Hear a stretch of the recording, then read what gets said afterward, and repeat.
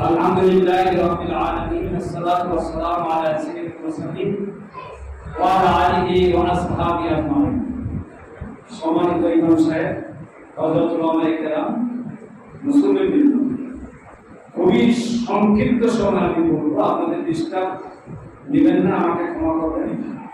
আমি তো আমাদের জন্যই আসছি। ইমাম সাহেব খুতবা দিয়েছেন, আজকে তারিখ আমি দুটো কথা বলবো। একটা হলো যে আল্লাহ রাব্বুল আলামিন বিশ্বনবী মুহাম্মদ সাল্লাল্লাহু আলাইহি সাল্লাম এই দুনিয়ায় নবী হিসেবে প্রেরণ করেছেন। He was the messenger of Allah. He was the nominated person of Allah. তিনি আল্লাহর মনোনীত ব্যক্তি ছিলেন।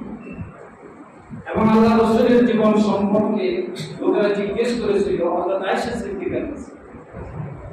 তিনি উত্তর দিয়েছিলেন, তোমরা কি কোরআন পড়ো না?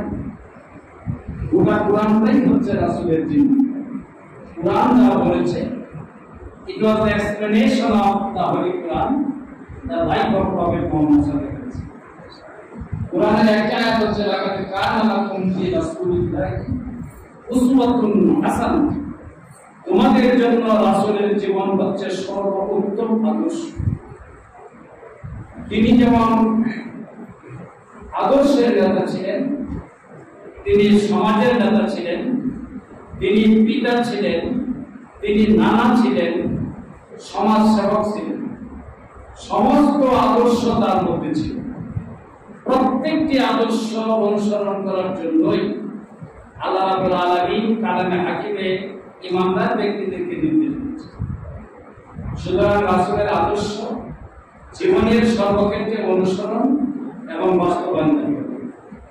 যদি না করা হয়, প্রত্যেক ব্যক্তিকেই আল্লাহর কাছে জবাব দিতে হবে। 10 জনে মিলে একটা কাজ করবো আর আমি পার হয়ে যাবে, এটা হবে। মরার পর যে 3টা প্রশ্ন কোরআনে হবে, তার মধ্যে একটা হবে রাসূল সম্পর্কে। প্রথম প্রশ্নই হবে মান রাব্বুকা, তোমার প্রভু কে ছিল? দুনিয়ায় যে চলে আসলা, কার প্রভু তুমি জানিস? Who was the creator and Lord of you? তোমার রব কে ছিল?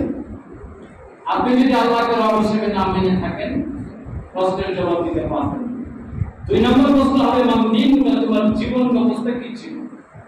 ইসলামকে যে ব্যক্তি জীবন ব্যবস্থা হিসেবে গ্রহণ করে নাই, মানে নাই, সে ব্যক্তি প্রশ্নের জবাব দিতে পারবে না। 3 নম্বর বিশ্বনবীর একটা চেহারা এরকম ফুটে উঠবে এবং জিজ্ঞেস করবে লোকটাকে, তুমি চিনো কি না? আরবিতে তার প্রশ্ন হবে মান নাবিয়ুকা, তোমার নবী বা নেতা কে ছিল? বলবে যে লোকটাকে তুমি চিনি না। সুতরাং 3টি প্রশ্নের জবাবের সাথে মান রাদিয়া বিল্লাহি রাব্বান ওয়া বিল ইসলাম দীনান ওয়া বি মুহাম্মাদিন রাসূলুল্লাহ সাল্লাল্লাহু আলাইহি ওয়াসাল্লাম। আমার বক্তব্য এটাই, আল্লাহকে রব মানতে হবে, ইসলামকে জীবন ব্যবস্থা মানতে হবে, বিশ্বনবীকে নেতা মানতে হবে। নেতাটা বাংলা শব্দ বললে মনে হয় যে নেতা বললাম, কিন্তু আল্লাহ তাআলা কোরআনে তাকে বলা হয়েছে সাইয়্যিদুল মুরসালিন খাতামুন নাবিয়্যিন, তিনি নবীদের নেতা, নবীদের সর্দার। সুতরাং তাকে আমার নেতা মানতে হবে, আর কাউকে নেতা মানার সুযোগ নেই। আল্লাহকে রব মানতে হবে, ইসলামকে জীবন ব্যবস্থা মানতে হবে। আমি আপনাদের কাছে এই আহ্বান রেখে গেলাম, আমরা সেই জীবন ব্যবস্থায় ব্যক্তিগত, পারিবারিক, সামাজিক, রাষ্ট্রীয়ভাবে প্রতিষ্ঠিত করতে চাই। যারা সারা জীবন তাদের জন্য আল্লাহ রাসূলের শাফায়াত অপেক্ষা করছে, আর যারা সারা দিবে না তাদের জন্য আল্লাহর শাফায়াত পাবে কিনা এটা ফয়সালা হবে কিয়ামতের ময়দানে। আমি আপনাদের কাছে অনুরোধ রেখে গেলাম, আসুন ইসলাম and take shelter under the banner of Islam. Go ahead to establish Islam. ইসলামকে প্রতিষ্ঠিত করতে হবে। আর আকিমুদ্দিন, দিনকে বিজয়ী করতে হবে, প্রতিষ্ঠিত করতে হবে। এই দায়িত্ব পালন করার জন্য আহ্বান জানিয়ে আমি আমার বক্তব্য শেষ করছি।